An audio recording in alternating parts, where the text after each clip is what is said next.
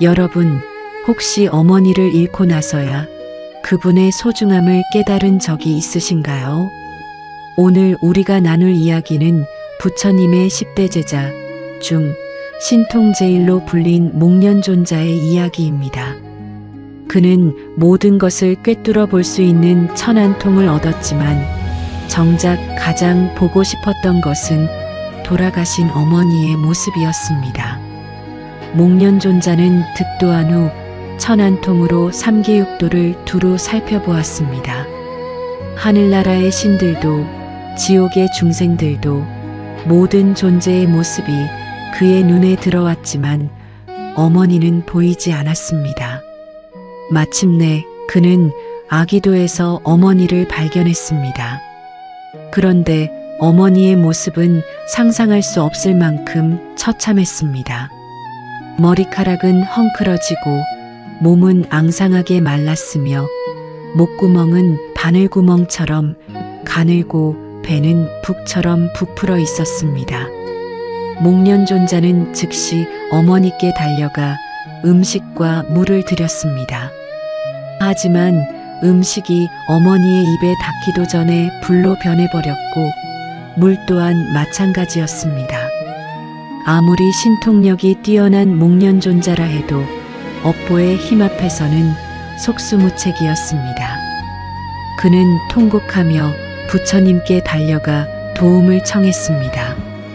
부처님, 제 어머니가 아기도에서 고통받고 계십니다.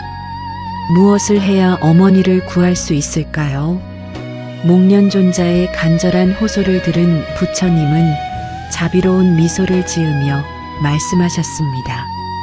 목련아, 내 어머니의 죄업은 너무 무거워서 내 혼자의 힘으로는 어찌할 수 없느니라. 하지만 방법이 없는 것은 아니다. 부처님은 우람분제, 즉 거꾸로 매달린 고통에서 벗어나게 하는 방법을 알려주셨습니다.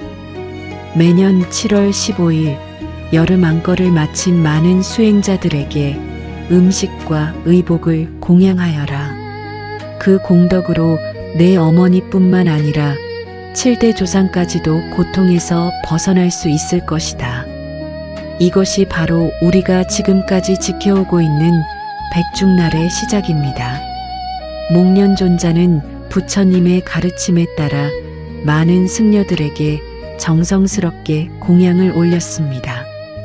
그 순간 어머니는 아기도의 고통에서 벗어나 천상에 태어날 수 있었습니다. 목련존자는 기쁨에 울며 부처님께 감사의 절을 올렸습니다. 하지만 여기서 우리가 주목해야 할 것은 단순히 어머니가 구원받았다는 사실이 아닙니다. 부처님은 목련존자에게 이렇게 말씀하셨습니다. 목련아, 내가 어머니를 구한 것은 신통력이 아니라 자비심 때문이다. 진정한 효도는 부모님이 살아계실 때 하는 것이지만 돌아가신 후에도 선행과 공덕을 쌓아 그 공덕을 회양하는 것이야말로 참된 효의 완성이니라. 현대를 살아가는 우리에게 목련존자의 이야기는 어떤 의미일까요? 혹시 부모님이 살아계실 때는 바쁘다는 핑계로 나중에 하겠다는 약속으로 미루다가 영원히 후회하고 계시는 분은 없으신가요? 아니면 이미 부모님을 떠나보내고 죄책감에 시달리고 계시는 분도 계실 것입니다. 불교에서 말하는 효는 단순히 물질적인 봉양이 아닙니다. 부모님의 몸을 낳아주시고 키워주신 은혜에 감사하되 더 나아가 부모님이 올바른 길을 걸을 수 있도록 인도하는 것이 진정한 효라고 가르칩니다. 목련존자가 어머니를 위해 공덕을 쌓은 것처럼 우리도 부모님과 조상을 위해 선행을 베풀고 그 공덕을 회양할 수 있습니다. 그런데 여기서 한 가지 더 깊이 생각해 볼 점이 있습니다. 목련존자의 어머니는 왜 아기도에 떨어졌을까요? 경전에 따르면 목련존자의 어머니는 생전에 승려들을 업신여기고 산보를 믿지 않았다고 합니다. 특히 아들이 출가하는 것을 반대하며 부처님과 제자들을 원망했다고 전해집니다. 이는 우리에게 중요한 깨달음을 줍니다. 아무리 자식을 사랑한다 해도 그 사랑이 집착이 되고 이기심이 되면 오히려 악업이 될 수 있다는 것입니다. 진정한 사랑은 상대방의 진정한 행복을 바라는 것이지 자신의 욕망을 상대방에게 투사하는 것이 아닙니다. 부모는 자녀가 세속적 성공만을 이루기를 바라지 말고 진정한 행복과 해탈의 길을 걸을 수 있도록 격려해야 합니다. 자녀 또한 부모의 세속적 욕망을 맹목적으로 따르기보다는 부모님이 더 넓은 시야로 인생을 바라볼 수 있도록 도와야 합니다. 이것이 바로 불교에서 말하는 진정한 효와 자비의 의미입니다. 목련존자의 이야기에서 우리가 또 한 가지 배울 수 있는 것은 업보의 법칙입니다. 아무리 신통력이 뛰어난 목련존자라 해도 어머니의 업보를 임의로 바꿀 수는 없었습니다. 하지만 선한 공덕을 쌓고 그것을 회양함으로써 업보의 무거운 사슬을 끊을 수 있었습니다. 이는 우리에게 희망의 메시지를 전해줍니다. 아무리 무거운 죄업이라 해도 진정한 참회와 공덕을 통해 극복할 수 있다는 것입니다. 부모님이 생전에 지으신 업보도 우리가 선행을 베풀고 그 공덕을 회양한다면 덜어드릴 수 있습니다. 현대 사회에서 우리는 어떻게 목련존자의 정신을 실천할 수 있을까요? 먼저는 살아계신 부모님께 진심 어린 관심과 사랑을 표현하는 것부터 시작해야 합니다. 바쁜 일상 속에서도 안부 전화 한 통, 함께하는 식사 한 끼가 얼마나 소중한지 깨달아야 합니다. 이미 부모님을 떠나보낸 분들이라면 부모님의 이름으로 선행을 베풀 수 있습니다. 어려운 이웃을 돕고 복지시설에 봉사하고 올바른 가치를 실천하는 모든 행위가 곧 조상에 대한 공양이 됩니다. 이것이 바로 현대적 의미의 백중 정신입니다. 목련존자는 어머니를 구한 후에도 매년 같은 날에 승가 공양을 계속했습니다. 이는 단지 개인적인 효도를 넘어서 모든 중생의 고통을 덜어주고자 하는 대자비심의 발현이었습니다. 우리도 가족과 조상을 생각하는 마음에서 시작하여 점차 그 마음을 모든 중생에게로 확장해 나가야 합니다. 불교에서는 모든 중생이 전생에서 우리의 부모였을 수 있다고 가르칩니다. 따라서 조상에 대한 감사와 공경의 마음은 자연스럽게 모든 존재에 대한 자비심으로 이어져야 합니다. 이런 관점에서 볼 때 백중날은 단순히 조상을 기리는 날이 아니라 우리의 자비심을 확장하는 수행의 날이기도 합니다. 목련존자의 간절한 효심이 결국 모든 중생을 구하는 대원력이 되었듯이 우리의 작은 효도와 선행도 세상을 변화시키는 큰 힘이 될 수 있습니다. 부모님과 조상에 대한 감사의 마음으로 시작된 선행이 이웃과 사회, 나아가 모든 생명체에게까지 미치는 자비의 물결이 되기를 바랍니다. 오늘 이 시간 목련존자의 눈물을 통해 우리는 진정한 효의 의미를 되새겨 보았습니다. 살아계신 부모님께는 더욱 깊은 사랑과 관심을, 돌아가신 분들께는 선행과 공덕을 통한 회양을 실천해 보시기 바랍니다. 이것이야말로 백중날이 우리에게 전해주는 가장 소중한 가르침일 것입니다. 혹시 여러분은 거꾸로 매달린다는 것이 어떤 기분인지 상상해 보신 적이 있나요? 목련존자가 아기도에서 발견한 어머니의 모습이 바로 그런 상태였습니다. 우란분이라는 말 자체가 거꾸로 매달린 고통을 의미하는데 이는 단순히 물리적인 고통을 넘어서 영혼 깊숙한 곳의 절망을 표현하는 것입니다. 부처님께서 목련존자에게 설명해 주신 우란분재의 의미를 더 깊이 들여다보면 이는 개인의 구원을 넘어선 우주적 차원의 해법이었습니다. 목련아, 개별적인 노력만으로는 업보의 사슬을 끊을 수 없다. 하지만 많은 이들의 청정한 공덕이 모이면 불가능해 보이는 일도 가능해진다. 부처님의 이 말씀 속에는 불교 수행의 핵심인 상호의존성의 진리가 담겨 있습니다. 목련존자의 어머니가 아기도에 떨어진 이유를 좀 더 자세히 살펴보면 그녀의 고통은 단순히 승려를 업신여긴 것에서 끝나지 않았습니다. 그녀는 자신의 아들이 출가하여 모든 중생을 위해 살겠다고 할 때 그것을 이기심으로 막으려 했습니다. 내가 늙어 죽어가는데 어떻게 나를 버리고 갈 수 있느냐. 이 말 속에는 사랑이라는 이름으로 포장된 강력한 집착이 숨어 있었습니다. 불교에서 말하는 업보란 단순히 선악에 대한 기계적 보응이 아닙니다.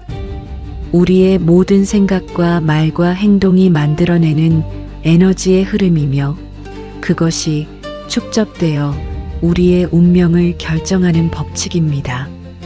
목련존자의 어머니는 사랑한다는 명목하에 아들의 영적 성장을 가로막으려 했고 그 집착의 에너지가 결국 자신을 아기도로 이끌었던 것입니다. 아기도의 특징을 보면 이것이 얼마나 상징적인지 알 수 있습니다. 배는 산처럼 크지만 목구멍은 바늘구멍처럼 가늘어서 아무리 많은 것을 얻으려 해도 결코 만족할 수 없습니다. 이는 현대인들의 끝없는 욕망과 정확히 일치하는 모습입니다. 더 많이 가져도 더 많이 성취해도 결코 채워지지 않는 마음의 공허한 말입니다. 목련존자가 어머니에게 음식을 드렸을 때 그것이 불로 변한 것도 깊은 의미가 있습니다. 탐욕과 분노로 가득 찬 마음은 아무리 좋은 것이 와도 그것을 독으로 바꾸어 버립니다. 사랑하는 사람의 선의조차도 의심하고 도움의 손길조차도 거부하게 되는 것입니다. 이것이 바로 업보가 만들어내는 가장 무서운 함정입니다. 그렇다면 부처님께서 제시하신 해법인 우란분재는 어떤 원리로 작동하는 것일까요? 7월 15일은 인도의 우기가 끝나는 시기로 석 달 동안 한 곳에 머물며 집중 수행을 마친 승려들이 다시 세상으로 나서는 날이었습니다. 이들은 번뇌를 태우고 지혜를 밝힌 청정한 존재들이었습니다. 이런 수행자들에게 정성을 다해 공양을 올리는 것은 단순한 자선행위가 아니었습니다. 공양을 올리는 순간 목련존자의 마음에는 변화가 일어났습니다. 어머니만을 구하려던 개인적 욕망이 모든 중생의 해탈을 기원하는 대자비심으로 승화되었던 것입니다. 이때 비로소 그의 공덕은 개인적 차원을 넘어서 우주적 차원의 힘을 갖게 되었습니다.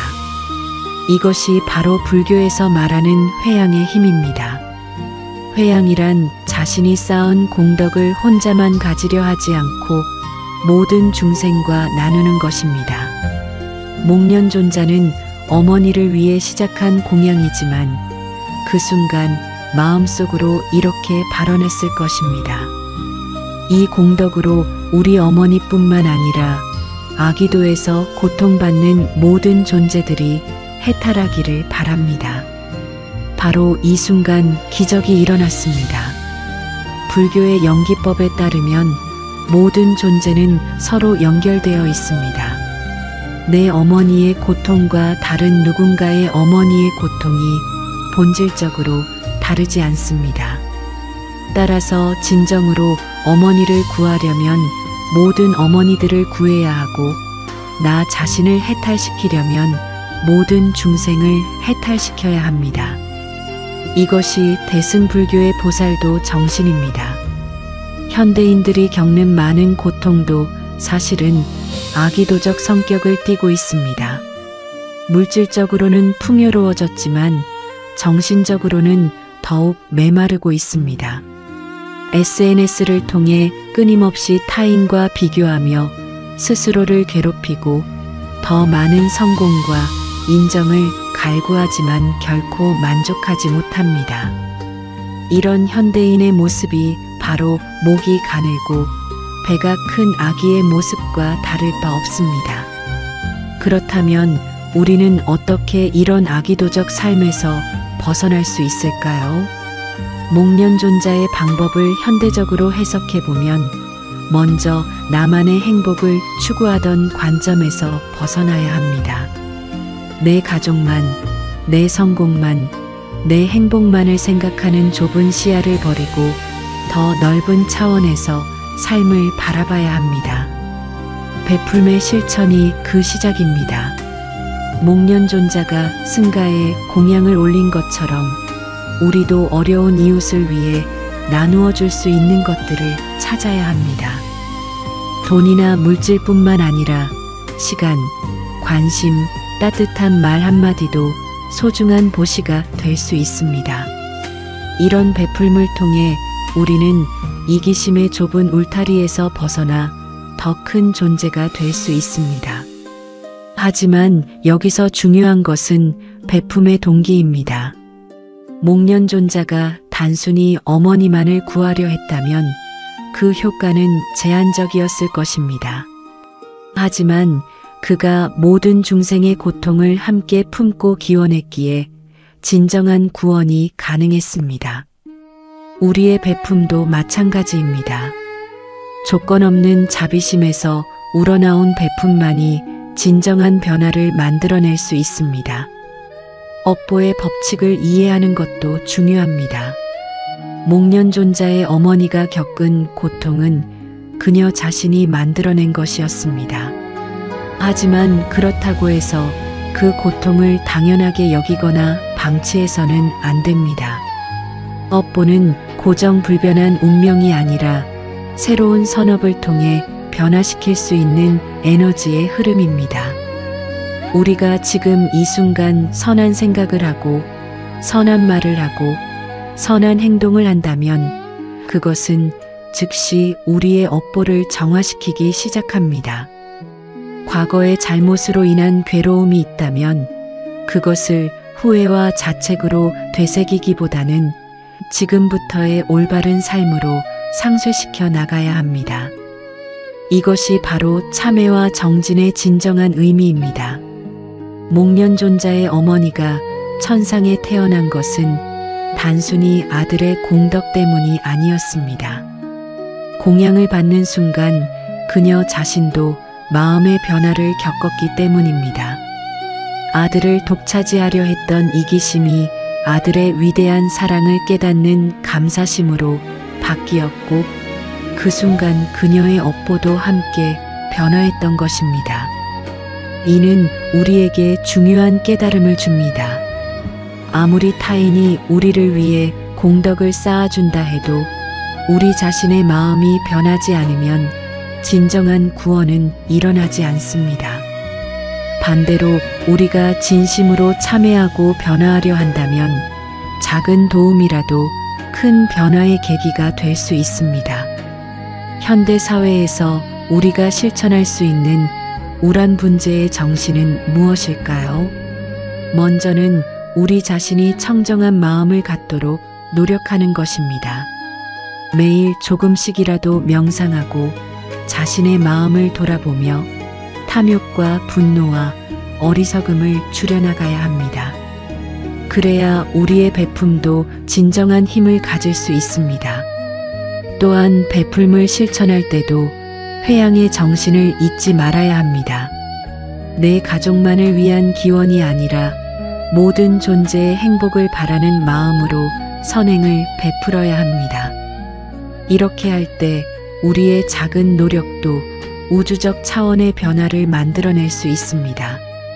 목련존자는 어머니를 구한 후에도 매년 우란 분제를 계속 지켰습니다. 이는 단순히 개인적 감사의 표현이 아니라 모든 중생의 해탈을 위한 지속적인 서원이었습니다. 우리도 마찬가지로 선행과 베풀물 일회성 이벤트로 끝내지 말고 평생에 걸친 수행의 과정으로 여겨야 합니다. 거꾸로 매달린 고통에서 벗어나는 길은 결코 혼자만의 힘으로 가능하지 않습니다. 하지만 많은 이들의 자비심이 모이고 청정한 원력들이 하나로 합쳐질 때 불가능해 보이는 변화도 일어날 수 있습니다. 이것이 바로 우란 분제가 우리에게 전해주는 희망의 메시지입니다. 오늘도 어딘가에서 아기도와 같은 고통에 빠진 존재들이 있을 것입니다. 물질적 결핍 때문일 수도 있고 정신적 공허함 때문일 수도 있으며 인간관계의 단절 때문일 수도 있습니다. 우리의 작은 관심과 베풀미 그들에게는 거꾸로 매달린 고통에서 벗어나는 소중한 밧줄이 될 수 있습니다. 목련존자의 간절한 효심이 결국 온 우주를 움직였듯이 우리의 진실한 자비심도 세상을 변화시키는 큰 힘이 될 것입니다. 업보의 무거운 사슬도 아기도의 끝없는 갈증도 진정한 사랑과 지혜 앞에서는 반드시 녹아내릴 수밖에 없기 때문입니다. 지금 여러분의 손에 음식 한 그릇이 있다고 상상해 보세요. 그것을 누군가에게 건네는 순간 단순한 음식은 무엇으로 변할까요? 목련존자가 승가에 올린 공양이 어머니를 구원한 것처럼 우리의 베품도 생각지 못한 기적을 만들어낼 수 있습니다. 오늘은 백중공양의 참된 의미와 베풀물 통한 해탈의 길에 대해 함께 나누고자 합니다. 부처님께서 목련존자에게 가르쳐 주신 공양의 방법을 자세히 살펴보면 그 속에 깊은 지혜가 숨어 있습니다. 안거를 마친 많은 수행자들에게 음식과 의복을 공양하라. 여기서 핵심은 단순히 물질을 주는 것이 아니라 누구에게 어떤 마음으로 베푸는가에 있었습니다. 안거를 마친 승려들은 석 달 동안의 치열한 수행을 통해 마음을 정화한 청정한 존재들이었습니다. 이들에게 공양을 올리는 것은 복전공양, 즉 복을 심는 밭에 씨앗을 뿌리는 것과 같다고 부처님은 설명하셨습니다. 같은 씨앗이라도 어떤 땅에 뿌리느냐에 따라 수확이 달라지듯이 같은 베풀미라도 받는 이의 덕성에 따라 그 공덕이 달라집니다. 하지만 여기서 더 중요한 것은 주는 이의 마음가짐입니다. 목련존자가 공양을 올릴 때의 마음을 상상해 보세요. 처음에는 분명 어머니만을 구하고 싶은 절실한 마음이었을 것입니다. 하지만 부처님의 가르침을 들으며 그의 마음은 점차 확장되기 시작했습니다. 어머니뿐만 아니라 고통받는 모든 존재들이 해탈하기를 바랍니다. 이 순간 일어난 변화가 바로 보시바라밀의 완성입니다. 바라밀이란 피 안에 이르는 것을 의미하는데 보시바라밀은 베풀물 통해 이기심의 강을 건너 자비심의 피 안에 도달하는 것입니다. 목련존자는 어머니에 대한 개인적 사랑을 모든 중생에 대한 보편적 사랑으로 승화시켰던 것입니다. 그런데 여기서 우리가 주목해야 할 점이 하나 더 있습니다. 목련존자가 공양을 올린 대상은 개별 승려가 아니라 승가였다는 것입니다. 승가란 단순히 승려들의 모임이 아니라 부처님의 가르침을 따라 수행하는 모든 이들의 공동체를 의미합니다. 이는 베풀미 개인적 관계를 넘어서 공동체 전체를 향해야 함을 시사합니다. 현대 사회에서 우리가 흔히 착각하는 것이 바로 이 점입니다. 베풀물 할 때 특정한 개인에게만 집중하거나 내가 좋아하는 사람에게만 선의를 베푸는 경향이 있습니다. 하지만 진정한 보시는 차별 없는 마음으로 모든 존재를 대상으로 해야 합니다. 이것이야말로 자아의 경계를 허무는 가장 확실한 방법입니다. 부처님은 보시에도 여러 단계가 있다고 가르치셨습니다. 가장 낮은 단계는 남는 것을 주는 보시입니다. 자신에게 필요 없는 것이나 버릴 것을 남에게 주는 것으로 공덕은 있지만 그리 크지 않습니다. 중간 단계는 자신과 같은 것을 나누어 주는 보시입니다. 자신이 먹는 것과 같은 음식을, 자신이 입는 것과 같은 옷을 남에게도 주는 것입니다. 가장 높은 단계는 자신에게 꼭 필요한 것까지도 기꺼이 내어주는 보시입니다. 심지어 자신의 생명까지도 중생을 위해 바칠 수 있는 마음이 바로 보시바라밀의 완성입니다.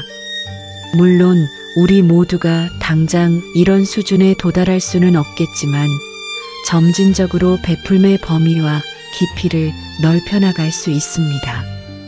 목련존자의 공양에서 또 하나 배울 점은 정성의 중요성입니다. 그는 최고의 음식과 의복을 정성스럽게 준비했습니다.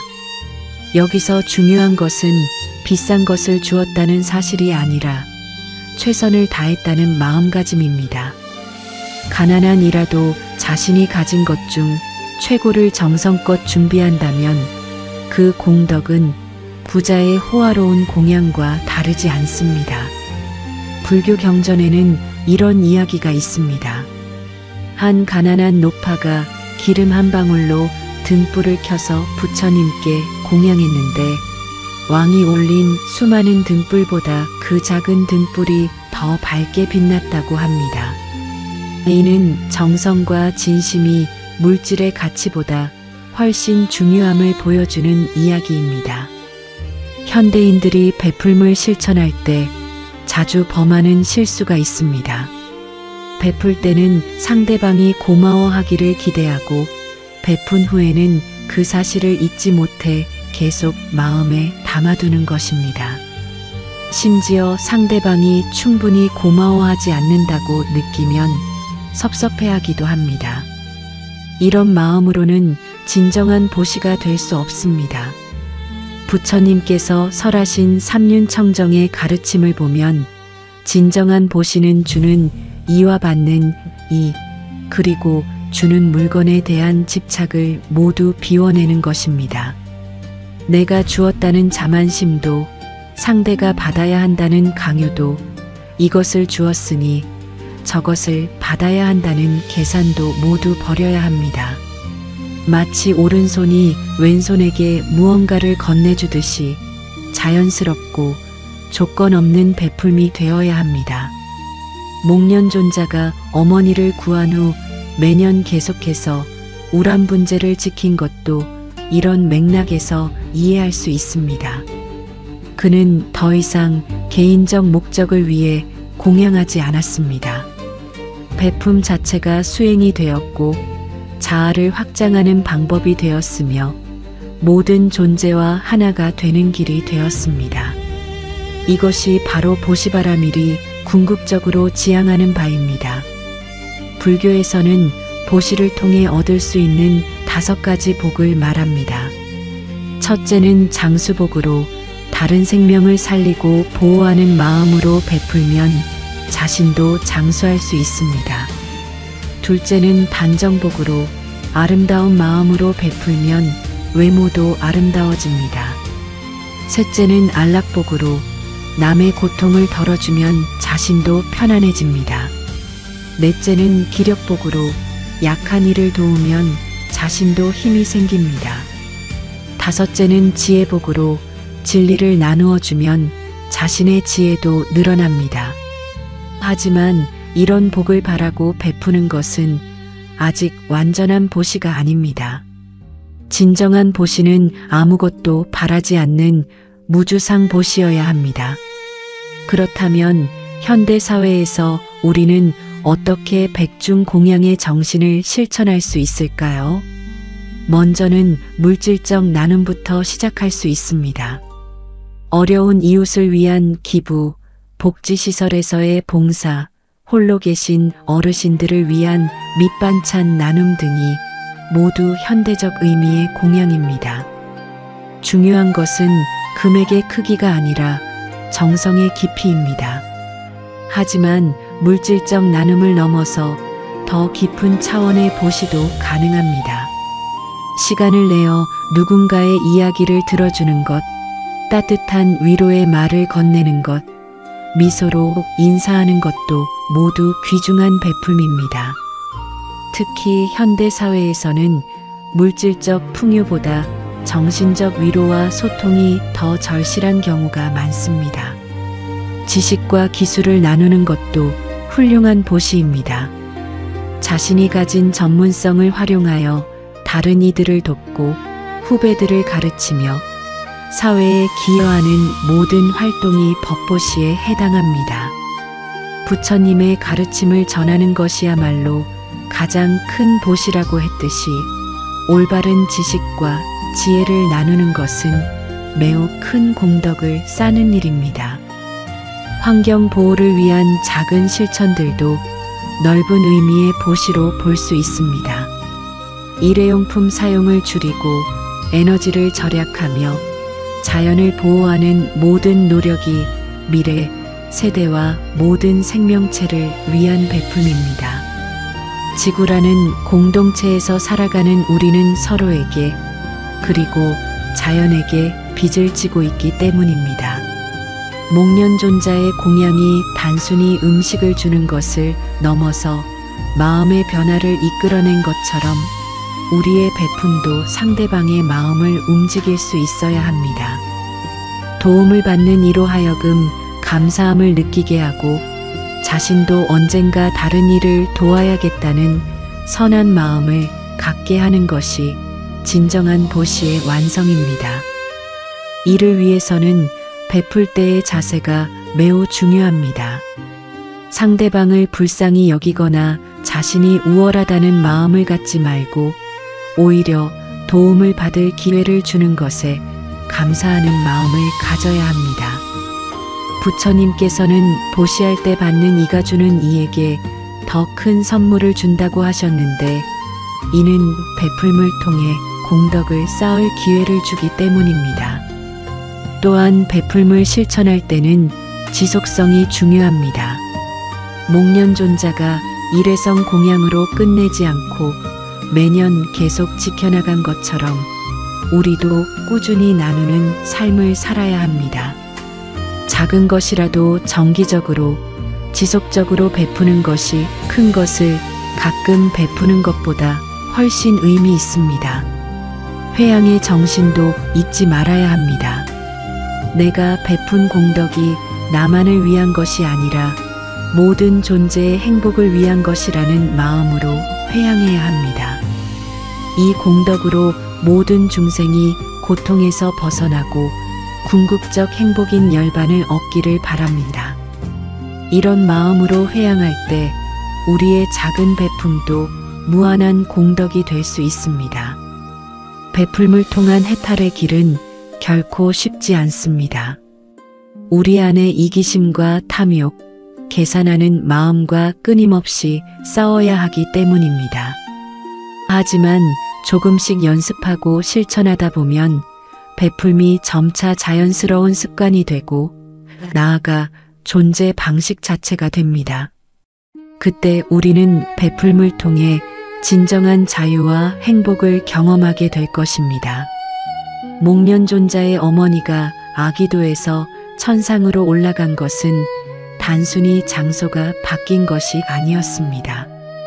이기심에서 자비심으로, 집착에서 놓아줌으로, 받기만 하려는 마음에서 주려는 마음으로 내면이 완전히 변화한 것이었습니다.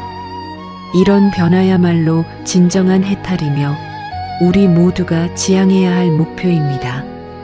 백중날이 다가오면 많은 사람들이 조상을 위한 제사와 공양을 준비합니다. 하지만 이제는 형식적인 의례를 넘어서 그 정신을 일상에서 실천하는 것이 더 중요합니다. 매일매일 작은 베풀물 실천하고 이웃과 나누며 모든 존재의 행복을 위해 기원하는 것이 진정한 백중 정신입니다. 우리의 작은 베풀미 모여서 큰 강물이 되고 그 강물이 메마른 대지를 적셔 생명의 꽃을 피우게 할 수 있습니다. 목련존자의 한 그릇 공양이 온 우주를 감동시켰듯이 우리의 진실한 자비심도 세상을 변화시키는 거대한 힘이 될 것입니다. 베풀무로 완성되는 해탈의 길, 이것이야말로 백중날이 우리에게 전해주는 가장 소중한 가르침입니다. 나무 아미타불 관세음보살, 함께 해주셔서 감사합니다.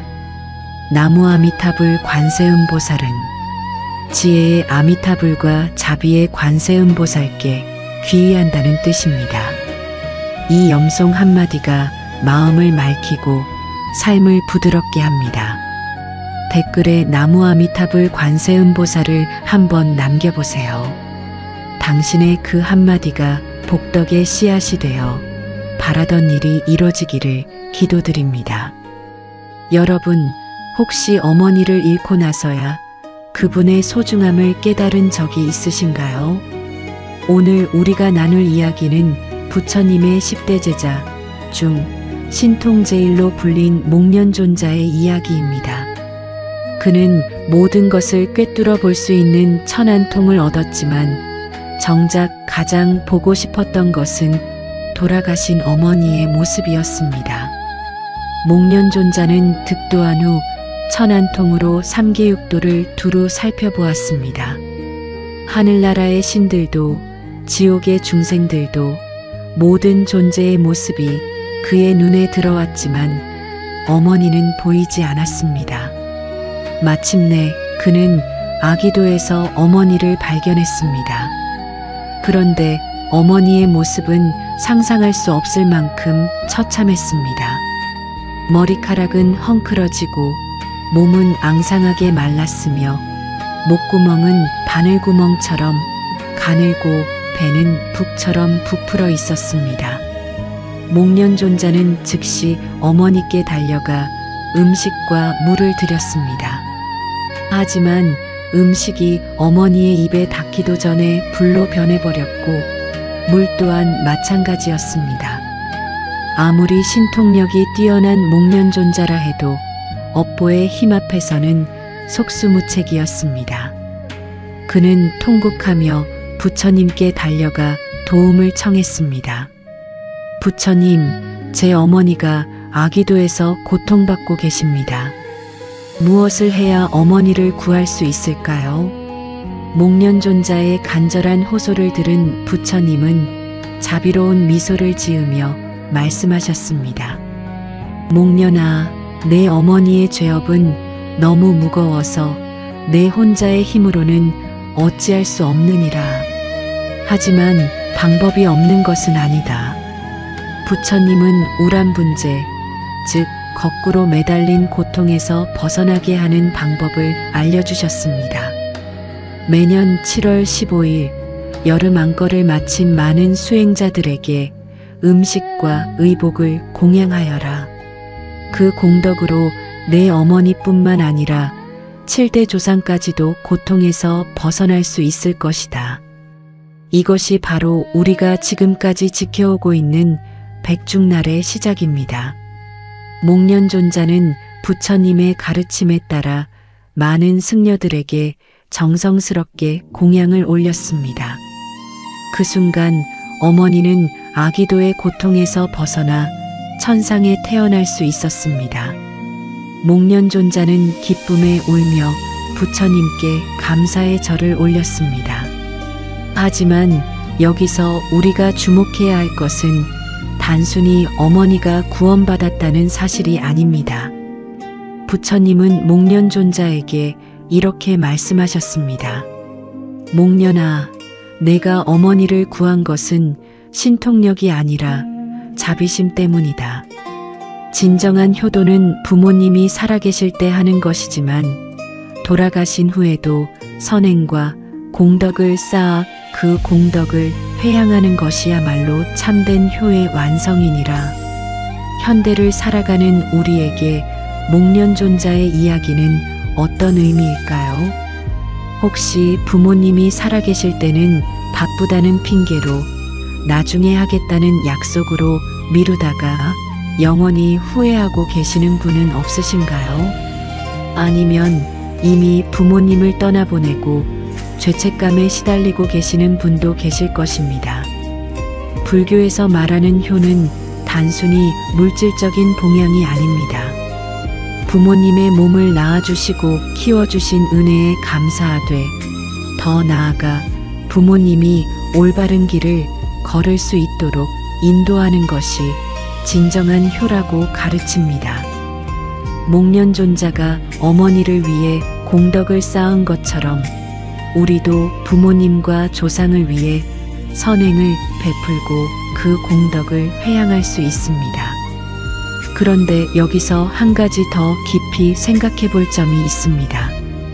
목련존자의 어머니는 왜 아기도에 떨어졌을까요? 경전에 따르면 목련존자의 어머니는 생전에 승려들을 업신여기고 삼보를 믿지 않았다고 합니다. 특히 아들이 출가하는 것을 반대하며 부처님과 제자들을 원망했다고 전해집니다. 이는 우리에게 중요한 깨달음을 줍니다. 아무리 자식을 사랑한다 해도 그 사랑이 집착이 되고 이기심이 되면 오히려 악업이 될 수 있다는 것입니다. 진정한 사랑은 상대방의 진정한 행복을 바라는 것이지 자신의 욕망을 상대방에게 투사하는 것이 아닙니다. 부모는 자녀가 세속적 성공만을 이루기를 바라지 말고 진정한 행복과 해탈의 길을 걸을 수 있도록 격려해야 합니다. 자녀 또한 부모의 세속적 욕망을 맹목적으로 따르기보다는 부모님이 더 넓은 시야로 인생을 바라볼 수 있도록 도와야 합니다. 이것이 바로 불교에서 말하는 진정한 효와 자비의 의미입니다. 목련존자의 이야기에서 우리가 또 한 가지 배울 수 있는 것은 업보의 법칙입니다. 아무리 신통력이 뛰어난 목련존자라 해도 어머니의 업보를 임의로 바꿀 수는 없었습니다. 하지만 선한 공덕을 쌓고 그것을 회양함으로써 업보의 무거운 사슬을 끊을 수 있었습니다. 이는 우리에게 희망의 메시지를 전해줍니다. 아무리 무거운 죄업이라 해도 진정한 참회와 공덕을 통해 극복할 수 있다는 것입니다. 부모님이 생전에 지으신 업보도 우리가 선행을 베풀고 그 공덕을 회양한다면 덜어드릴 수 있습니다. 현대 사회에서 우리는 어떻게 목련존자의 정신을 실천할 수 있을까요? 먼저는 살아계신 부모님께 진심 어린 관심과 사랑을 표현하는 것부터 시작해야 합니다. 바쁜 일상 속에서도 안부 전화 한 통, 함께하는 식사 한 끼가 얼마나 소중한지 깨달아야 합니다. 이미 부모님을 떠나보낸 분들이라면 부모님의 이름으로 선행을 베풀 수 있습니다. 어려운 이웃을 돕고 복지시설에 봉사하고 올바른 가치를 실천하는 모든 행위가 곧 조상에 대한 공양이 됩니다. 이것이 바로 현대적 의미의 백중 정신입니다. 목련존자는 어머니를 구한 후에도 매년 같은 날에 승가 공양을 계속했습니다. 이는 단지 개인적인 효도를 넘어서 모든 중생의 고통을 덜어주고자 하는 대자비심의 발현이었습니다. 우리도 가족과 조상을 생각하는 마음에서 시작하여 점차 그 마음을 모든 중생에게로 확장해 나가야 합니다. 불교에서는 모든 중생이 전생에서 우리의 부모였을 수 있다고 가르칩니다. 따라서 조상에 대한 감사와 공경의 마음은 자연스럽게 모든 존재에 대한 자비심으로 이어져야 합니다. 이런 관점에서 볼 때 백중날은 단순히 조상을 기리는 날이 아니라 우리의 자비심을 확장하는 수행의 날이기도 합니다. 목련존자의 간절한 효심이 결국 모든 중생을 구하는 대원력이 되었듯이 우리의 작은 효도와 선행도 세상을 변화시키는 큰 힘이 될 수 있습니다. 부모님과 조상에 대한 감사의 마음으로 시작된 선행이 이웃과 사회, 나아가 모든 생명체에게까지 미치는 자비의 물결이 되기를 바랍니다. 오늘 이 시간 목련존자의 눈물을 통해 우리는 진정한 효의 의미를 되새겨 보았습니다. 살아계신 부모님께는 더욱 깊은 사랑과 관심을, 돌아가신 분들께는 선행과 공덕을 통한 회양을 실천해 보시기 바랍니다.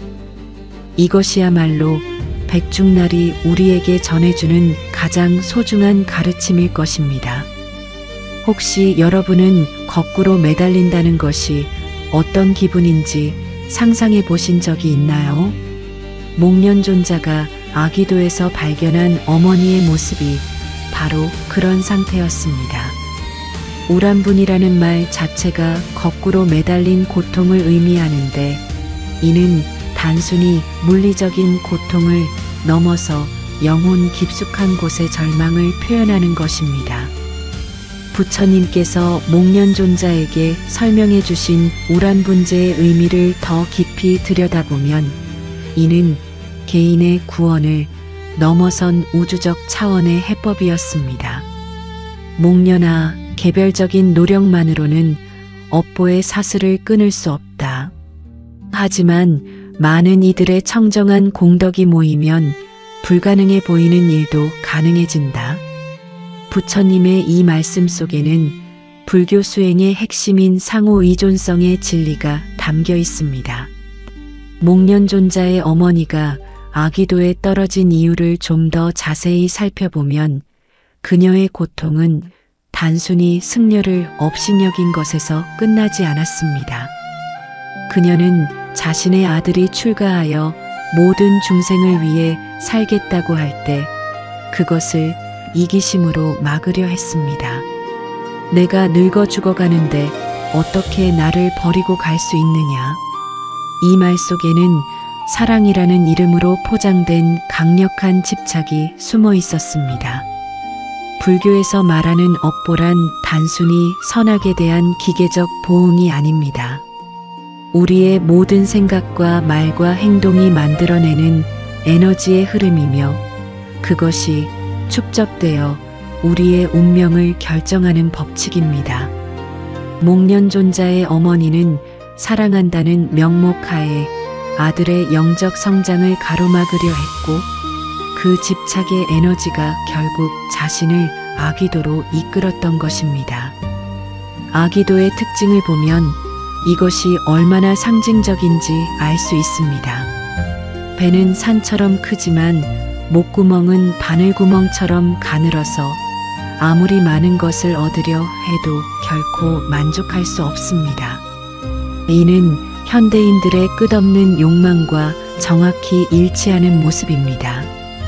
더 많이 가져도 더 많이 성취해도 결코 채워지지 않는 마음의 공허한 말입니다. 목련존자가 어머니에게 음식을 드렸을 때 그것이 불로 변한 것도 깊은 의미가 있습니다. 탐욕과 분노로 가득 찬 마음은 아무리 좋은 것이 와도 그것을 도구로 바꾸어 버립니다. 사랑하는 사람의 선의조차도 의심하고 도움의 손길조차도 거부하게 되는 것입니다. 이것이 바로 업보가 만들어내는 가장 무서운 함정입니다. 그렇다면 부처님께서 제시하신 해법인 우란분제는 어떤 원리로 작동하는 것일까요? 7월 15일은 인도의 우기가 끝나는 시기로 석 달 동안 한 곳에 머물며 집중 수행을 마친 승려들이 다시 세상으로 나서는 날이었습니다. 이들은 번뇌를 태우고 지혜를 밝힌 청정한 존재들이었습니다. 이런 수행자들에게 정성을 다해 공양을 올리는 것은 단순한 자선행위가 아니었습니다. 공양을 올리는 순간 목련존자의 마음에는 변화가 일어났습니다. 어머니만을 구하려던 개인적 욕망이 모든 중생의 해탈을 기원하는 대자비심으로 승화되었던 것입니다. 이때 비로소 그의 공덕은 개인적 차원을 넘어서 우주적 차원의 힘을 갖게 되었습니다. 이것이 바로 불교에서 말하는 회양의 힘입니다.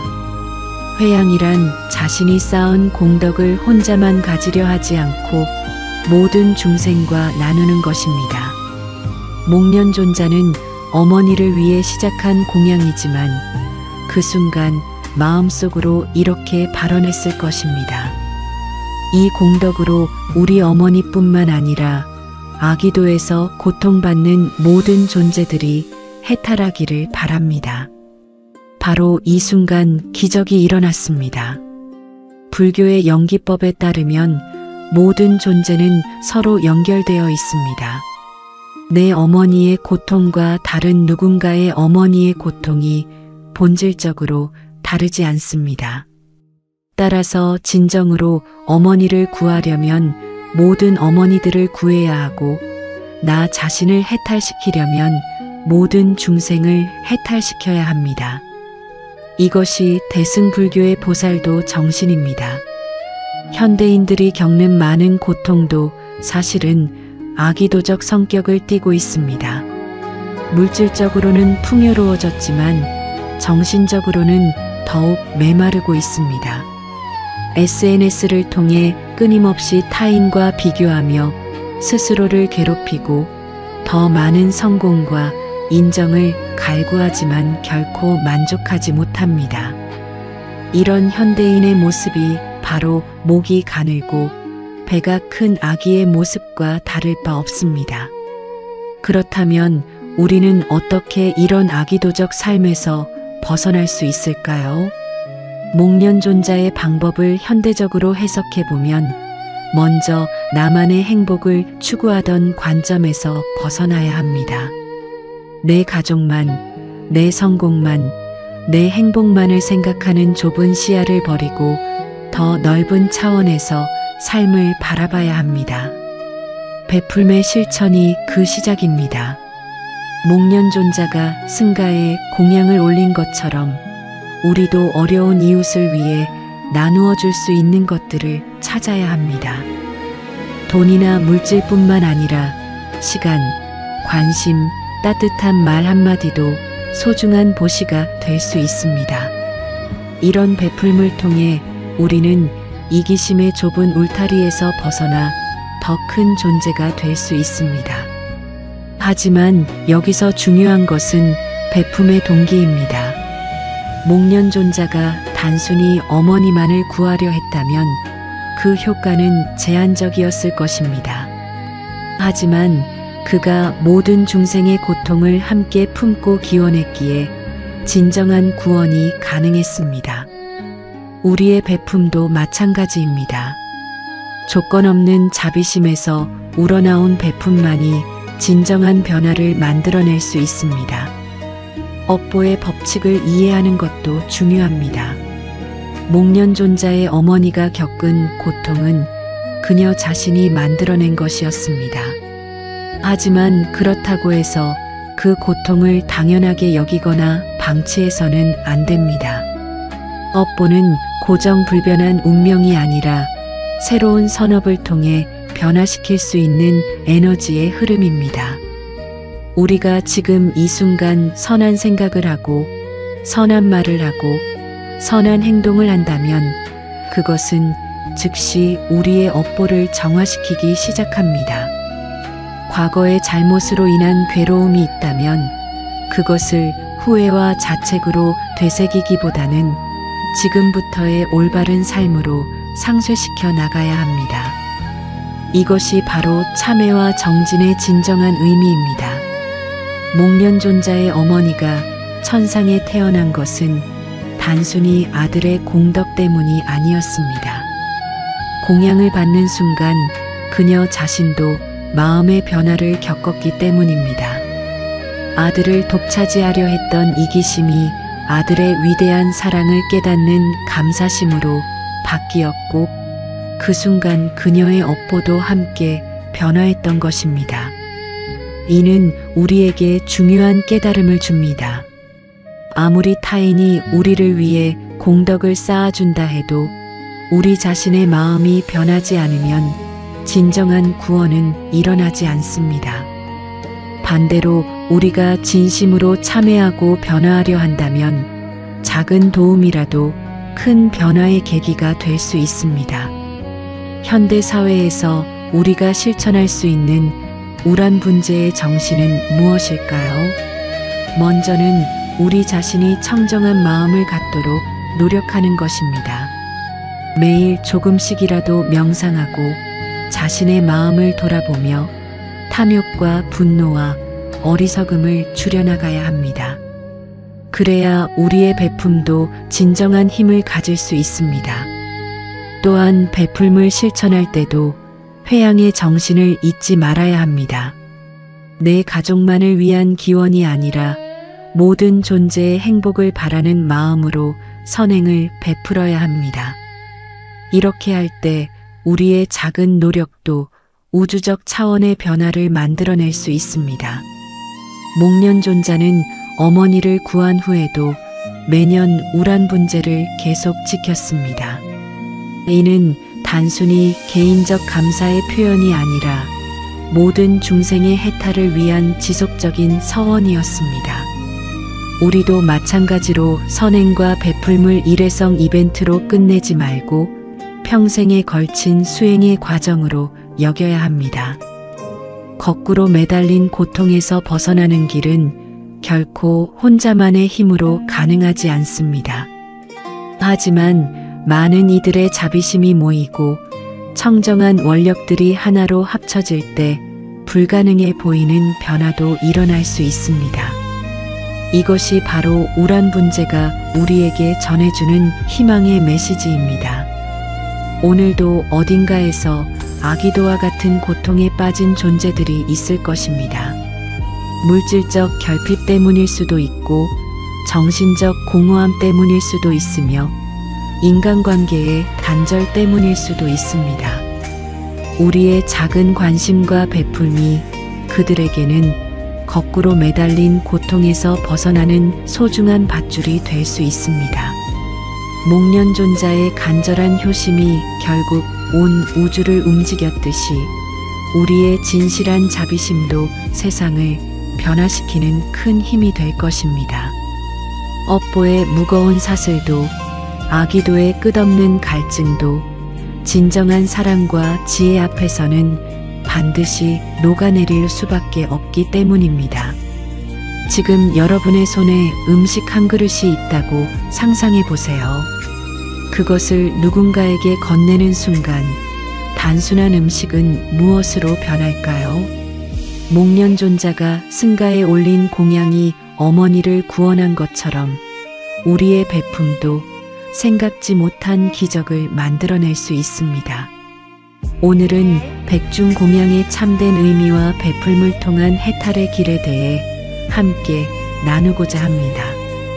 부처님께서 목련존자에게 가르쳐 주신 공양의 방법을 자세히 살펴보면 그 속에 깊은 지혜가 숨어 있습니다. 안거를 마친 많은 수행자들에게 음식과 의복을 공양하라. 여기서 핵심은 단순히 물질을 주는 것이 아니라 누구에게 어떤 마음으로 베푸는가에 있었습니다. 안거를 마친 승려들은 석 달 동안의 치열한 수행을 통해 마음을 정화한 청정한 존재들이었습니다. 이들에게 공양을 올리는 것은 복전공양, 즉 복을 심는 밭에 씨앗을 뿌리는 것과 같다고 부처님은 설명하셨습니다. 같은 씨앗이라도 어떤 땅에 뿌리느냐에 따라 수확이 달라지듯이 같은 베풀미라도 받는 이의 덕성에 따라 그 공덕이 달라집니다. 하지만 여기서 더 중요한 것은 주는 이의 마음가짐입니다. 목련존자가 공양을 올릴 때의 마음을 상상해 보세요. 처음에는 분명 어머니만을 구하고 싶은 절실한 마음이었을 것입니다. 하지만 부처님의 가르침을 들으며 그의 마음은 점차 확장되기 시작했습니다.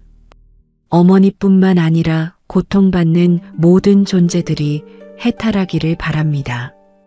이 순간 일어난 변화가 바로 보시바라밀의 완성입니다. 바라밀이란 피 안에 이르는 것을 의미하는데 보시바라밀은 베풀물 통해 이기심의 강을 건너 자비심의 피 안에 도달하는 것입니다. 목련존자는 어머니에 대한 개인적 사랑을 모든 중생에 대한 보편적 사랑으로 승화시켰던 것입니다. 그런데 여기서 우리가 주목해야 할 점이 하나 더 있습니다. 목련존자가 공양을 올린 대상은 개별 승려가 아니라 승가였다는 것입니다.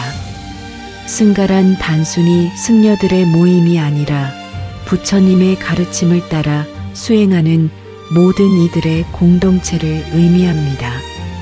이는 베풀미 개인적 관계를 넘어서 공동체 전체를 향해야 함을 시사합니다.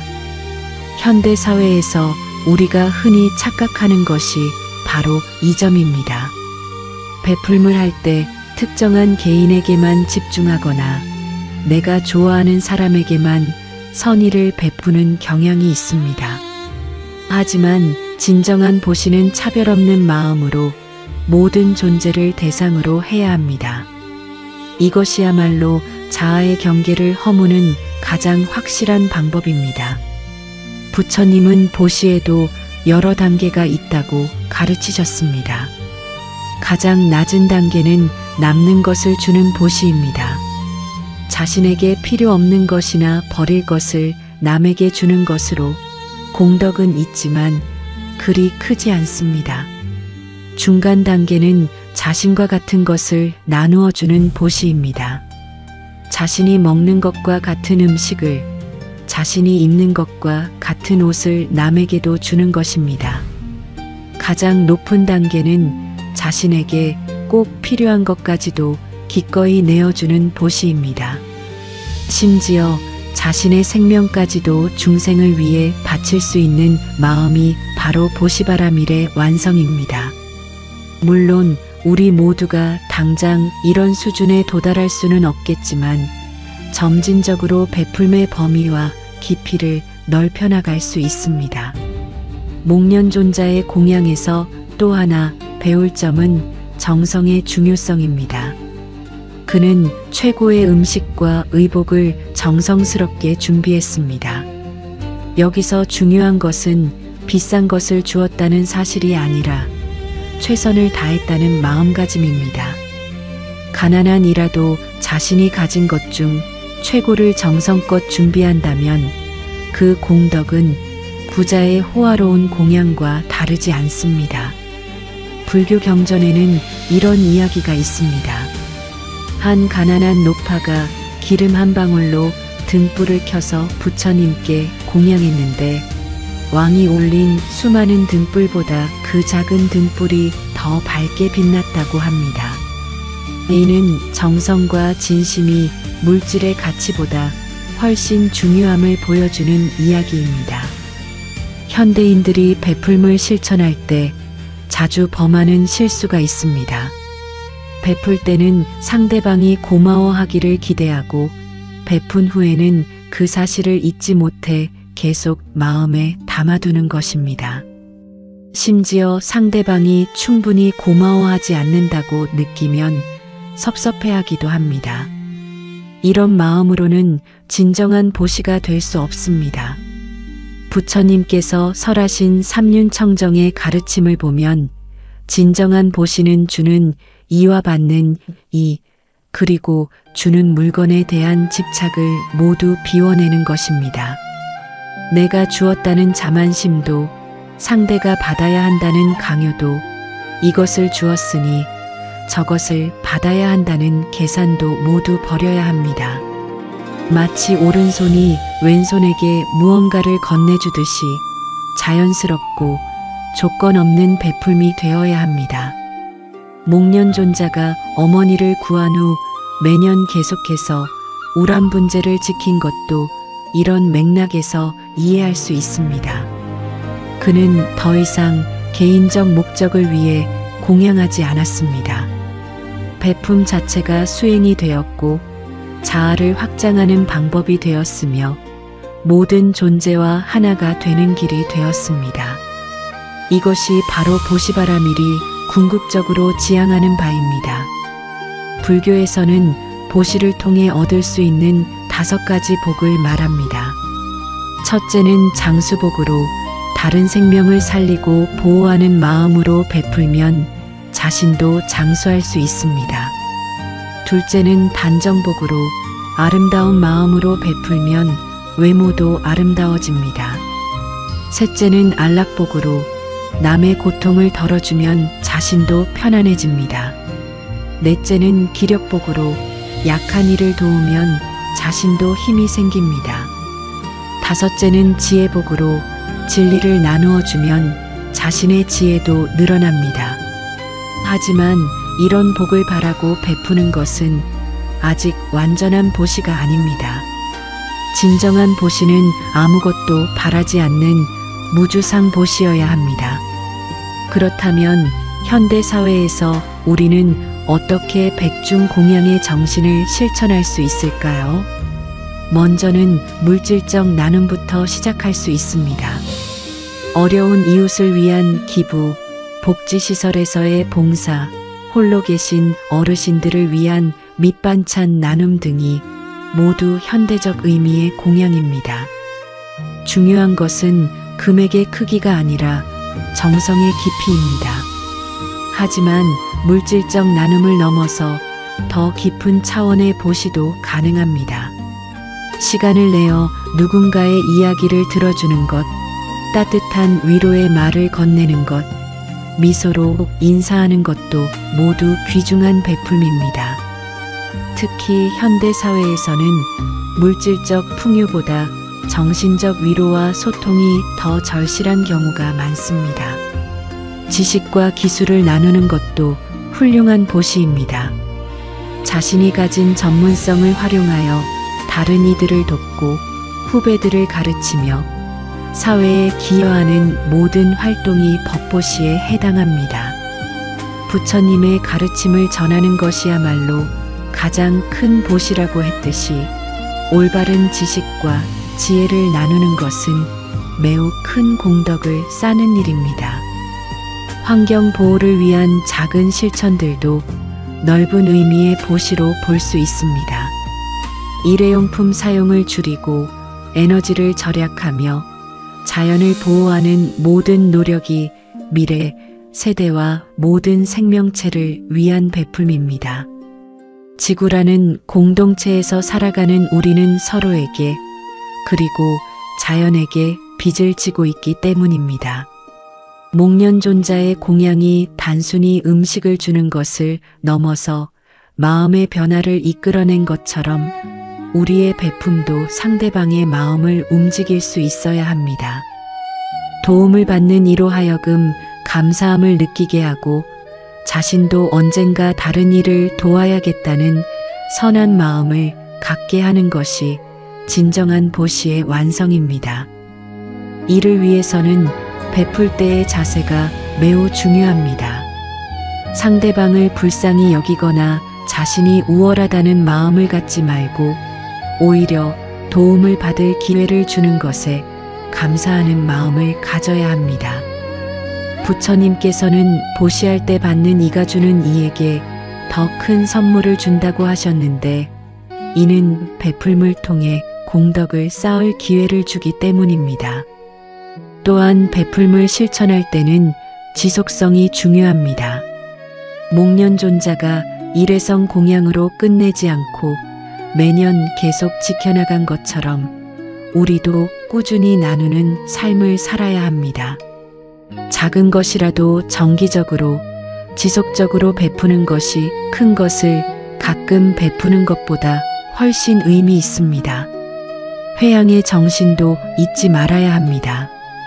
내가 베푼 공덕이 나만을 위한 것이 아니라 모든 존재의 행복을 위한 것이라는 마음으로 회향해야 합니다. 이 공덕으로 모든 중생이 고통에서 벗어나고 궁극적 행복인 열반을 얻기를 바랍니다.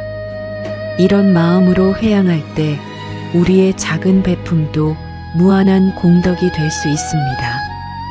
베풀물 통한 해탈의 길은 결코 쉽지 않습니다.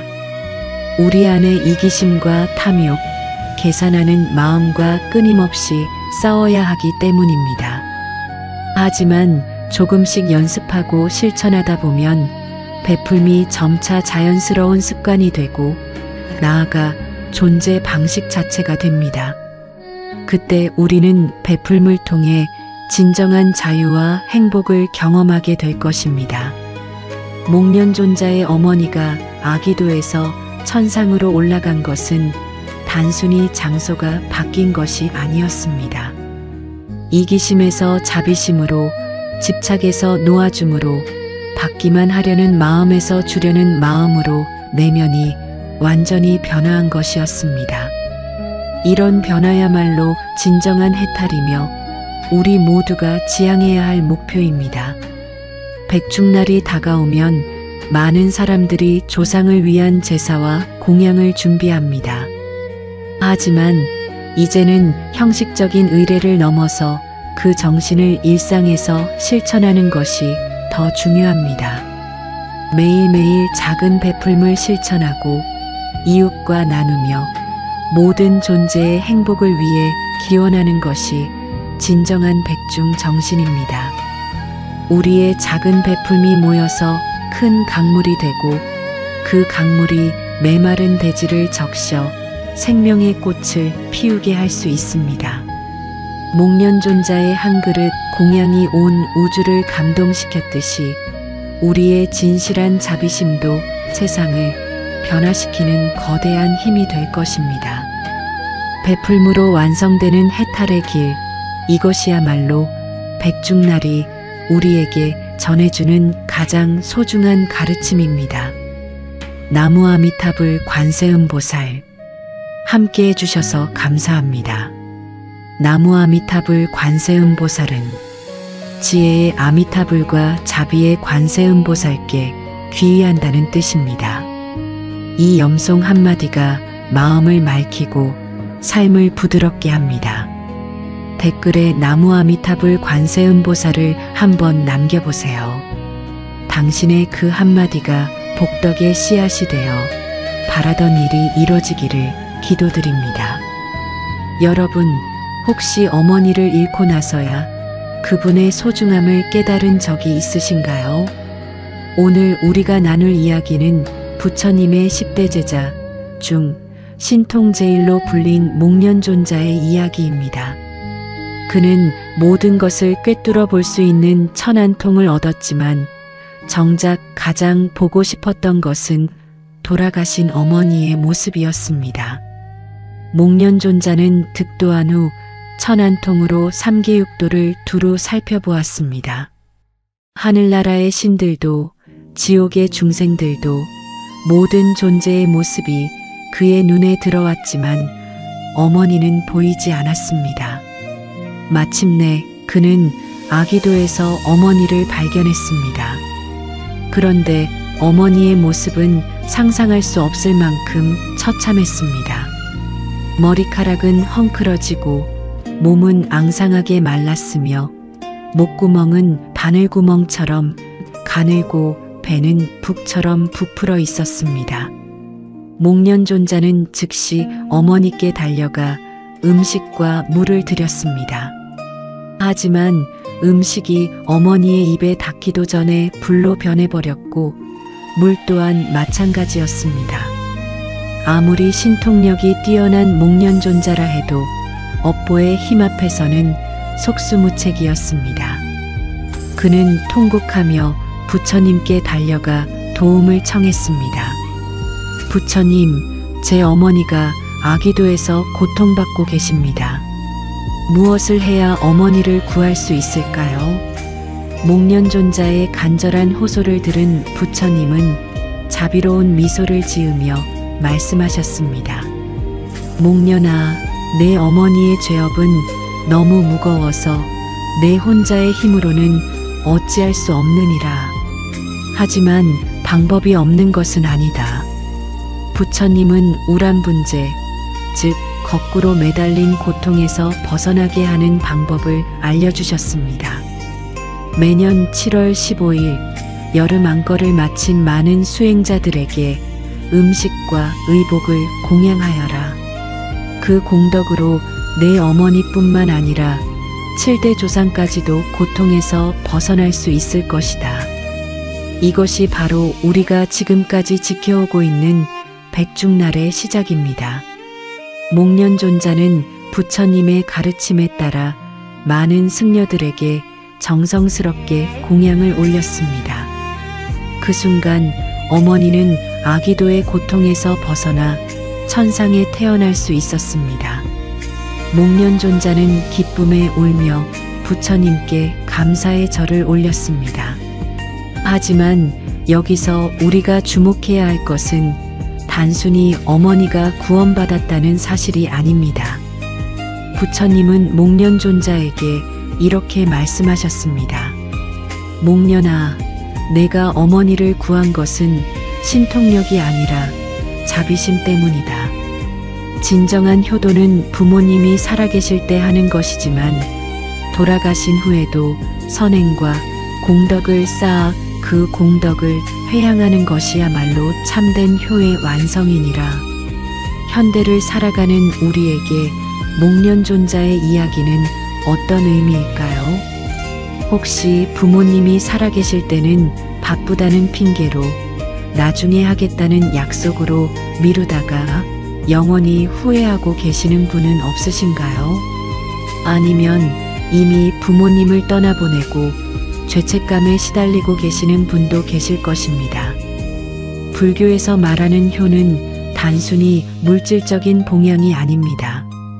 부모님의 몸을 낳아주시고 키워주신 은혜에 감사하되 더 나아가 부모님이 올바른 길을 걸을 수 있도록 인도하는 것이 진정한 효라고 가르칩니다. 목련존자가 어머니를 위해 공덕을 쌓은 것처럼 우리도 부모님과 조상을 위해 선행을 베풀고 그 공덕을 회양할 수 있습니다. 그런데 여기서 한 가지 더 깊이 생각해 볼 점이 있습니다. 목련존자의 어머니는 왜 아기도에 떨어졌을까요? 경전에 따르면 목련존자의 어머니는 생전에 승려들을 업신여기고 삼보를 믿지 않았다고 합니다. 특히 아들이 출가하는 것을 반대하며 부처님과 제자들을 원망했다고 전해집니다. 이는 우리에게 중요한 깨달음을 줍니다. 아무리 자식을 사랑한다 해도 그 사랑이 집착이 되고 이기심이 되면 오히려 악업이 될 수 있다는 것입니다. 진정한 사랑은 상대방의 진정한 행복을 바라는 것이지 자신의 욕망을 상대방에게 투사하는 것이 아닙니다. 부모는 자녀가 세속적 성공만을 이루기를 바라지 말고 진정한 행복과 해탈의 길을 걸을 수 있도록 격려해야 합니다. 자녀 또한 부모의 세속적 욕망을 맹목적으로 따르기보다는 부모님이 더 넓은 시야로 인생을 바라볼 수 있도록 도와야 합니다. 이것이 바로 불교에서 말하는 진정한 효와 자비의 의미입니다. 목련존자의 이야기에서 우리가 또 한 가지 배울 수 있는 것은 업보의 법칙입니다. 아무리 신통력이 뛰어난 목련존자라 해도 어머니의 업보를 임의로 바꿀 수는 없었습니다. 하지만 선한 공덕을 쌓고 그것을 회양함으로써 업보의 무거운 사슬을 끊을 수 있었습니다. 이는 우리에게 희망의 메시지를 전해줍니다. 아무리 무거운 죄업이라 해도 진정한 참회와 공덕을 통해 극복할 수 있다는 것입니다. 부모님이 생전에 지으신 업보도 우리가 선행을 베풀고 그 공덕을 회양한다면 덜어드릴 수 있습니다. 현대 사회에서 우리는 어떻게 목련존자의 정신을 실천할 수 있을까요? 먼저는 살아계신 부모님께 진심 어린 관심과 사랑을 표현하는 것부터 시작해야 합니다. 바쁜 일상 속에서도 안부 전화 한 통, 함께하는 식사 한 끼가 얼마나 소중한지 깨달아야 합니다. 이미 부모님을 떠나보낸 분들이라면 부모님의 이름으로 선행을 베풀 수 있습니다. 어려운 이웃을 돕고 복지시설에 봉사하고 올바른 가치를 실천하는 모든 행위가 곧 조상에 대한 공양이 됩니다. 이것이 바로 현대적 의미의 백중 정신입니다. 목련존자는 어머니를 구한 후에도 매년 같은 날에 승가 공양을 계속했습니다. 이는 단지 개인적인 효도를 넘어서 모든 중생의 고통을 덜어주고자 하는 대자비심의 발현이었습니다. 우리도 가족과 조상을 생각하는 마음에서 시작하여 점차 그 마음을 모든 중생에게로 확장해 나가야 합니다. 불교에서는 모든 중생이 전생에서 우리의 부모였을 수 있다고 가르칩니다. 따라서 조상에 대한 감사와 공경의 마음은 자연스럽게 모든 존재에 대한 자비심으로 이어져야 합니다. 이런 관점에서 볼 때 백중날은 단순히 조상을 기리는 날이 아니라 우리의 자비심을 확장하는 수행의 날이기도 합니다. 목련존자의 간절한 효심이 결국 모든 중생을 구하는 대원력이 되었듯이 우리의 작은 효도와 선행도 세상을 변화시키는 큰 힘이 될 수 있습니다. 부모님과 조상에 대한 감사의 마음으로 시작된 선행이 이웃과 사회, 나아가 모든 생명체에게까지 미치는 자비의 물결이 되기를 바랍니다. 오늘 이 시간 목련존자의 눈물을 통해 우리는 진정한 효의 의미를 되새겨 보았습니다. 살아계신 부모님께는 더욱 깊은 사랑과 관심을, 돌아가신 분들께는 선행과 공덕을 통한 회양을 실천해 보시기 바랍니다. 이것이야말로 백중날이 우리에게 전해주는 가장 소중한 가르침일 것입니다. 혹시 여러분은 거꾸로 매달린다는 것이 어떤 기분인지 상상해 보신 적이 있나요? 목련존자가 아기도에서 발견한 어머니의 모습이 바로 그런 상태였습니다. 우란분이라는 말 자체가 거꾸로 매달린 고통을 의미하는데 이는 단순히 물리적인 고통을 넘어서 영혼 깊숙한 곳의 절망을 표현하는 것입니다. 부처님께서 목련존자에게 설명해 주신 우란분재의 의미를 더 깊이 들여다보면 이는 개인의 구원을 넘어선 우주적 차원의 해법이었습니다. 목련아, 개별적인 노력만으로는 업보의 사슬을 끊을 수 없다. 하지만 많은 이들의 청정한 공덕이 모이면 불가능해 보이는 일도 가능해진다. 부처님의 이 말씀 속에는 불교 수행의 핵심인 상호 의존성의 진리가 담겨 있습니다. 목련존자의 어머니가 아기도에 떨어진 이유를 좀 더 자세히 살펴보면 그녀의 고통은 단순히 승려를 업신여긴 것에서 끝나지 않았습니다. 그녀는 자신의 아들이 출가하여 모든 중생을 위해 살겠다고 할 때 그것을 이기심으로 막으려 했습니다. 내가 늙어 죽어가는데 어떻게 나를 버리고 갈 수 있느냐? 이 말 속에는 사랑이라는 이름으로 포장된 강력한 집착이 숨어 있었습니다. 불교에서 말하는 업보란 단순히 선악에 대한 기계적 보응이 아닙니다. 우리의 모든 생각과 말과 행동이 만들어내는 에너지의 흐름이며 그것이 축적되어 우리의 운명을 결정하는 법칙입니다. 목련존자의 어머니는 사랑한다는 명목하에 아들의 영적 성장을 가로막으려 했고 그 집착의 에너지가 결국 자신을 아기도로 이끌었던 것입니다. 아기도의 특징을 보면 이것이 얼마나 상징적인지 알 수 있습니다. 배는 산처럼 크지만 목구멍은 바늘구멍처럼 가늘어서 아무리 많은 것을 얻으려 해도 결코 만족할 수 없습니다. 이는 현대인들의 끝없는 욕망과 정확히 일치하는 모습입니다. 더 많이 가져도, 더 많이 성취해도 결코 채워지지 않는 마음의 공허한 말입니다. 목련존자가 어머니에게 음식을 드렸을 때 그것이 불로 변한 것도 깊은 의미가 있습니다. 탐욕과 분노로 가득 찬 마음은 아무리 좋은 것이 와도 그것을 도구로 바꾸어 버립니다. 사랑하는 사람의 선의조차도 의심하고 도움의 손길조차도 거부하게 되는 것입니다. 이것이 바로 업보가 만들어내는 가장 무서운 함정입니다. 그렇다면 부처님께서 제시하신 해법인 우란분재는 어떤 원리로 작동하는 것일까요? 7월 15일은 인도의 우기가 끝나는 시기로 석 달 동안 한 곳에 머물며 집중 수행을 마친 승려들이 다시 세상으로 나서는 날이었습니다. 이들은 번뇌를 태우고 지혜를 밝힌 청정한 존재들이었습니다. 이런 수행자들에게 정성을 다해 공양을 올리는 것은 단순한 자선행위가 아니었습니다. 공양을 올리는 순간 목련존자의 마음에는 변화가 일어났습니다.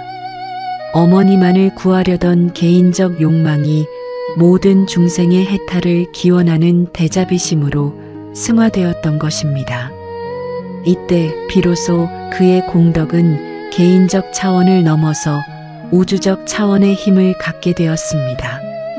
이것이 바로 불교에서 말하는 회양의 힘입니다. 회양이란 자신이 쌓은 공덕을 혼자만 가지려 하지 않고 모든 중생과 나누는 것입니다. 목련존자는 어머니를 위해 시작한 공양이지만 그 순간 마음속으로 이렇게 발언했을 것입니다. 이 공덕으로 우리 어머니뿐만 아니라 아기도에서 고통받는 모든 존재들이 해탈하기를 바랍니다. 바로 이 순간 기적이 일어났습니다. 불교의 연기법에 따르면 모든 존재는 서로 연결되어 있습니다. 내 어머니의 고통과 다른 누군가의 어머니의 고통이 본질적으로 다르지 않습니다.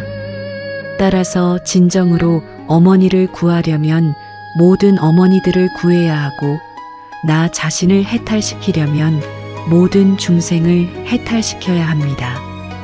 이것이 대승불교의 보살도 정신입니다.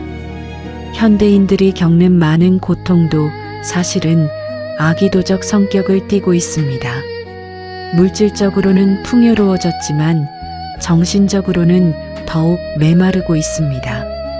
SNS를 통해 끊임없이 타인과 비교하며 스스로를 괴롭히고 더 많은 성공과 인정을 갈구하지만 결코 만족하지 못합니다. 이런 현대인의 모습이 바로 목이 가늘고 배가 큰 아기의 모습과 다를 바 없습니다. 그렇다면 우리는 어떻게 이런 아기도적 삶에서 벗어날 수 있을까요? 목련존자의 방법을 현대적으로 해석해보면 먼저 나만의 행복을 추구하던 관점에서 벗어나야 합니다. 내 가족만, 내 성공만, 내 행복만을 생각하는 좁은 시야를 버리고 더 넓은 차원에서 삶을 바라봐야 합니다. 베풀매 실천이 그 시작입니다. 목련존자가 승가에 공양을 올린 것처럼 우리도 어려운 이웃을 위해 나누어 줄 수 있는 것들을 찾아야 합니다. 돈이나 물질뿐만 아니라 시간, 관심, 따뜻한 말 한마디도 소중한 보시가 될 수 있습니다. 이런 베풀물 통해 우리는 이기심의 좁은 울타리에서 벗어나 더 큰 존재가 될 수 있습니다. 하지만 여기서 중요한 것은 베품의 동기입니다. 목련존자가 단순히 어머니만을 구하려 했다면 그 효과는 제한적이었을 것입니다. 하지만 그가 모든 중생의 고통을 함께 품고 기원했기에 진정한 구원이 가능했습니다. 우리의 베품도 마찬가지입니다. 조건 없는 자비심에서 우러나온 베품만이 진정한 변화를 만들어낼 수 있습니다. 업보의 법칙을 이해하는 것도 중요합니다. 목련존자의 어머니가 겪은 고통은 그녀 자신이 만들어낸 것이었습니다. 하지만 그렇다고 해서 그 고통을 당연하게 여기거나 방치해서는 안 됩니다. 업보는 고정불변한 운명이 아니라 새로운 선업을 통해 변화시킬 수 있는 에너지의 흐름입니다. 우리가 지금 이 순간 선한 생각을 하고 선한 말을 하고 선한 행동을 한다면 그것은 즉시 우리의 업보를 정화시키기 시작합니다. 과거의 잘못으로 인한 괴로움이 있다면 그것을 후회와 자책으로 되새기기보다는 지금부터의 올바른 삶으로 상쇄시켜 나가야 합니다. 이것이 바로 참회와 정진의 진정한 의미입니다. 목련존자의 어머니가 천상에 태어난 것은 단순히 아들의 공덕 때문이 아니었습니다. 공양을 받는 순간 그녀 자신도 마음의 변화를 겪었기 때문입니다. 아들을 독차지하려 했던 이기심이 아들의 위대한 사랑을 깨닫는 감사심으로 바뀌었고 그 순간 그녀의 업보도 함께 변화했던 것입니다. 이는 우리에게 중요한 깨달음을 줍니다. 아무리 타인이 우리를 위해 공덕을 쌓아준다 해도 우리 자신의 마음이 변하지 않으면 진정한 구원은 일어나지 않습니다. 반대로 우리가 진심으로 참회하고 변화하려 한다면 작은 도움이라도 큰 변화의 계기가 될 수 있습니다. 현대 사회에서 우리가 실천할 수 있는 우란분재의 정신은 무엇일까요? 먼저는 우리 자신이 청정한 마음을 갖도록 노력하는 것입니다. 매일 조금씩이라도 명상하고 자신의 마음을 돌아보며 탐욕과 분노와 어리석음을 줄여나가야 합니다. 그래야 우리의 베품도 진정한 힘을 가질 수 있습니다. 또한 베풀물 실천할 때도 회양의 정신을 잊지 말아야 합니다. 내 가족만을 위한 기원이 아니라 모든 존재의 행복을 바라는 마음으로 선행을 베풀어야 합니다. 이렇게 할 때 우리의 작은 노력도 우주적 차원의 변화를 만들어낼 수 있습니다. 목련존자는 어머니를 구한 후에도 매년 우란분재를 계속 지켰습니다. 이는 단순히 개인적 감사의 표현이 아니라 모든 중생의 해탈을 위한 지속적인 서원이었습니다. 우리도 마찬가지로 선행과 베풀물 일회성 이벤트로 끝내지 말고 평생에 걸친 수행의 과정으로 여겨야 합니다. 거꾸로 매달린 고통에서 벗어나는 길은 결코 혼자만의 힘으로 가능하지 않습니다.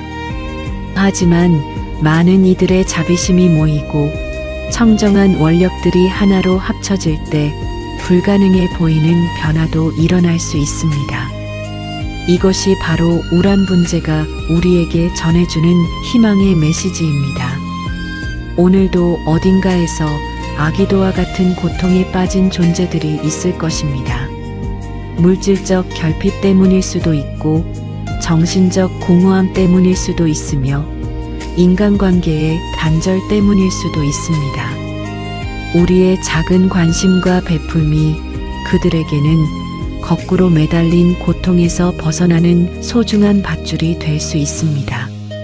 목련존자의 간절한 효심이 결국 온 우주를 움직였듯이 우리의 진실한 자비심도 세상을 변화시키는 큰 힘이 될 것입니다.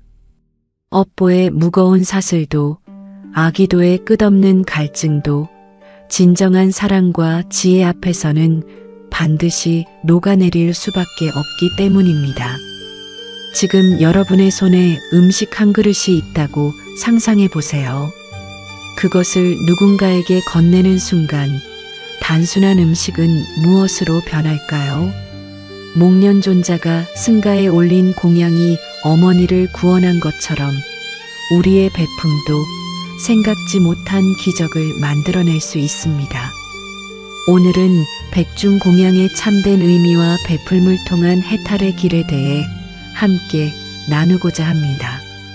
부처님께서 목련존자에게 가르쳐 주신 공양의 방법을 자세히 살펴보면 그 속에 깊은 지혜가 숨어 있습니다. 안거를 마친 많은 수행자들에게 음식과 의복을 공양하라. 여기서 핵심은 단순히 물질을 주는 것이 아니라 누구에게 어떤 마음으로 베푸는가에 있었습니다. 안거를 마친 승려들은 석 달 동안의 치열한 수행을 통해 마음을 정화한 청정한 존재들이었습니다. 이들에게 공양을 올리는 것은 복전공양, 즉 복을 심는 밭에 씨앗을 뿌리는 것과 같다고 부처님은 설명하셨습니다. 같은 씨앗이라도 어떤 땅에 뿌리느냐에 따라 수확이 달라지듯이 같은 베풀미라도 받는 이의 덕성에 따라 그 공덕이 달라집니다. 하지만 여기서 더 중요한 것은 주는 이의 마음가짐입니다. 목련존자가 공양을 올릴 때의 마음을 상상해 보세요. 처음에는 분명 어머니만을 구하고 싶은 절실한 마음이었을 것입니다.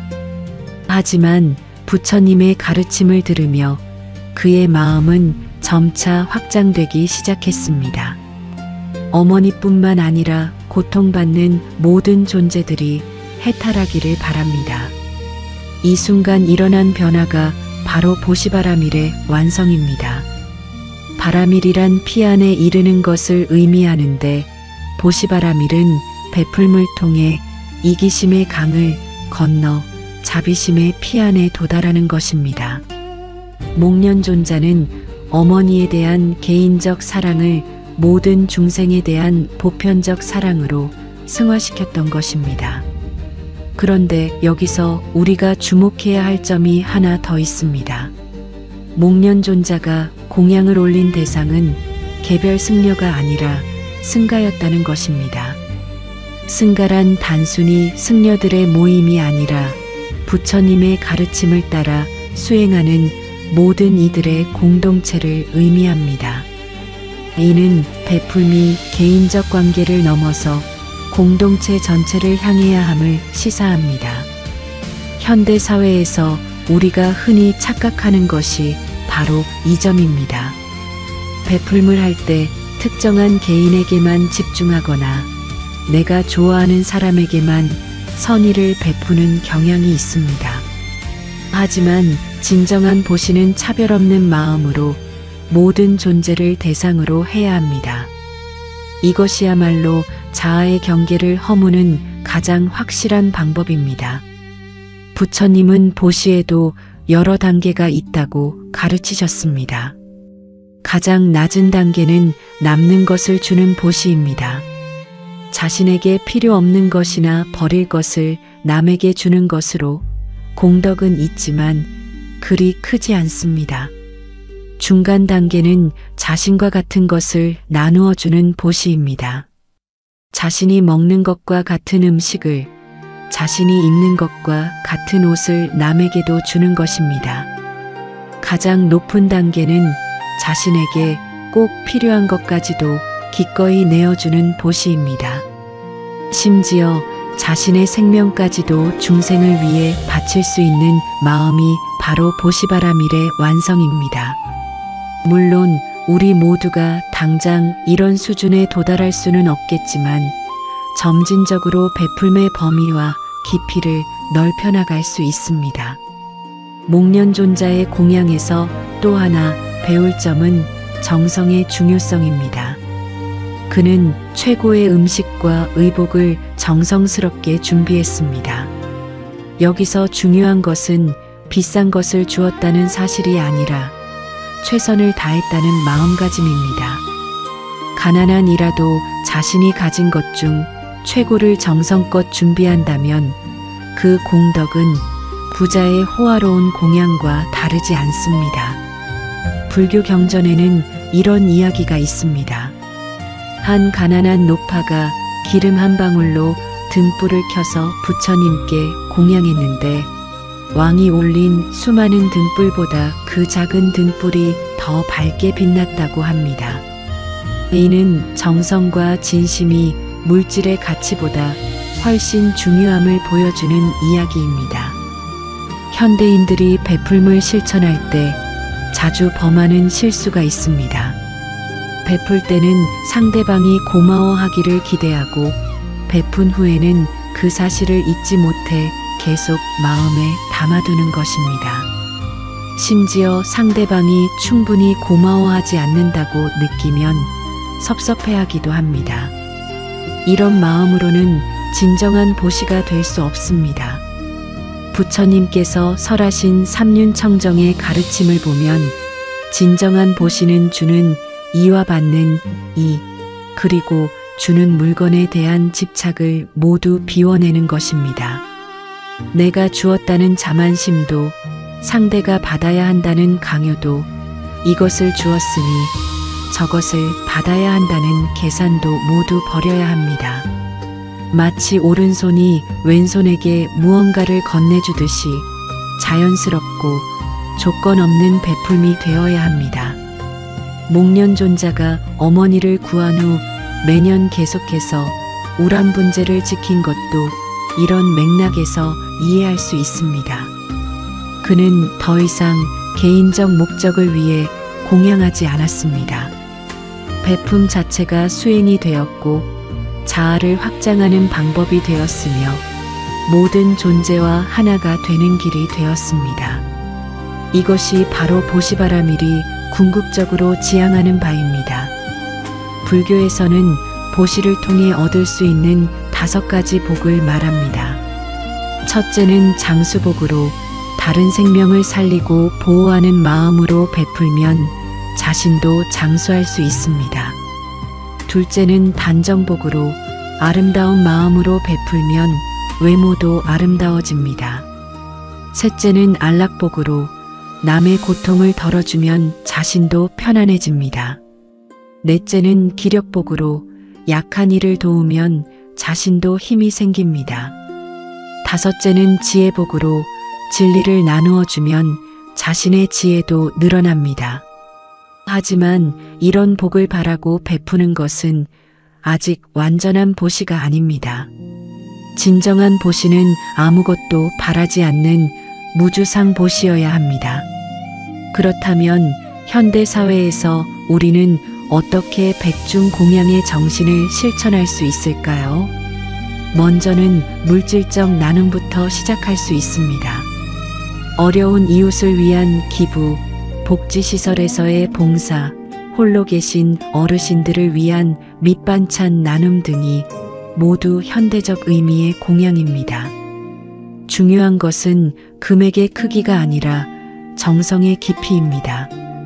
하지만 물질적 나눔을 넘어서 더 깊은 차원의 보시도 가능합니다.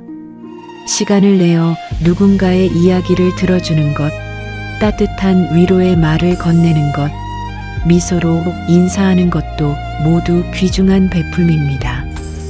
특히 현대 사회에서는 물질적 풍요보다 정신적 위로와 소통이 더 절실한 경우가 많습니다.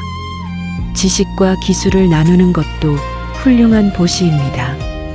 자신이 가진 전문성을 활용하여 다른 이들을 돕고 후배들을 가르치며 사회에 기여하는 모든 활동이 법보시에 해당합니다. 부처님의 가르침을 전하는 것이야말로 가장 큰 보시라고 했듯이 올바른 지식과 지혜를 나누는 것은 매우 큰 공덕을 쌓는 일입니다. 환경 보호를 위한 작은 실천들도 넓은 의미의 보시로 볼 수 있습니다. 일회용품 사용을 줄이고 에너지를 절약하며 자연을 보호하는 모든 노력이 미래 세대와 모든 생명체를 위한 베풀미입니다. 지구라는 공동체에서 살아가는 우리는 서로에게 그리고 자연에게 빚을 지고 있기 때문입니다. 목련존자의 공양이 단순히 음식을 주는 것을 넘어서 마음의 변화를 이끌어낸 것처럼 우리의 베품도 상대방의 마음을 움직일 수 있어야 합니다. 도움을 받는 이로 하여금 감사함을 느끼게 하고 자신도 언젠가 다른 이를 도와야겠다는 선한 마음을 갖게 하는 것이 진정한 보시의 완성입니다. 이를 위해서는 베풀 때의 자세가 매우 중요합니다. 상대방을 불쌍히 여기거나 자신이 우월하다는 마음을 갖지 말고 오히려 도움을 받을 기회를 주는 것에 감사하는 마음을 가져야 합니다. 부처님께서는 보시할 때 받는 이가 주는 이에게 더 큰 선물을 준다고 하셨는데 이는 베풀물 통해 공덕을 쌓을 기회를 주기 때문입니다. 또한 베풀물 실천할 때는 지속성이 중요합니다. 목련존자가 일회성 공양으로 끝내지 않고 매년 계속 지켜나간 것처럼 우리도 꾸준히 나누는 삶을 살아야 합니다.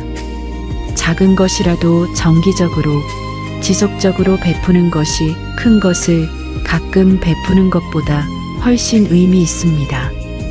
회양의 정신도 잊지 말아야 합니다.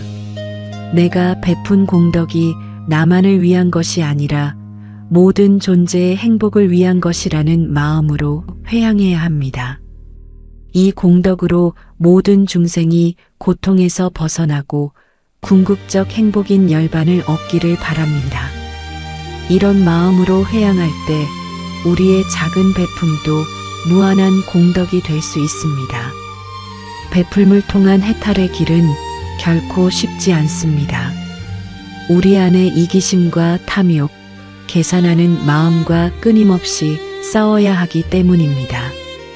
하지만 조금씩 연습하고 실천하다 보면 베풀미 점차 자연스러운 습관이 되고 나아가 존재 방식 자체가 됩니다. 그때 우리는 베풀물 통해 진정한 자유와 행복을 경험하게 될 것입니다.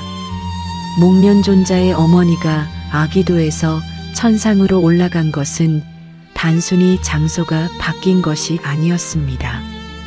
이기심에서 자비심으로, 집착에서 놓아줌으로, 받기만 하려는 마음에서 주려는 마음으로 내면이 완전히 변화한 것이었습니다. 이런 변화야말로 진정한 해탈이며 우리 모두가 지향해야 할 목표입니다. 백중날이 다가오면 많은 사람들이 조상을 위한 제사와 공양을 준비합니다. 하지만 이제는 형식적인 의례를 넘어서 그 정신을 일상에서 실천하는 것이 더 중요합니다. 매일매일 작은 베풀물 실천하고 이웃과 나누며 모든 존재의 행복을 위해 기원하는 것이 진정한 백중 정신입니다. 우리의 작은 베풀미 모여서 큰 강물이 되고 그 강물이 메마른 대지를 적셔 생명의 꽃을 피우게 할 수 있습니다. 목련존자의 한 그릇 공양이 온 우주를 감동시켰듯이 우리의 진실한 자비심도 세상을 변화시키는 거대한 힘이 될 것입니다. 베풀무로 완성되는 해탈의 길, 이것이야말로 백중날이 우리에게 전해주는 가장 소중한 가르침입니다. 나무 아미타불 관세음보살 함께 해주셔서 감사합니다.